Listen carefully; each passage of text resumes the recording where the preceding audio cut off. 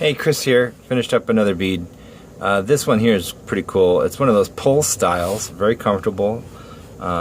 It's a solid black, no pearls involved, just a black, but it's got splashes of white going through it. And it measures about 1 inch long and 3/4 in the widest point here, as well as a 1/4 inch through hole. So it fits 2 pieces of lanyard. Good for a zipper pull. Attach this to your pocket knife or your Leatherman or something like that, so you can easily pull something out of your pocket or on a backpack or something. I'm thinking about making some of these very similar, matching for hoodies. So go to fiddlebone.com, check it out, and like, subscribe, and share. Have a great day.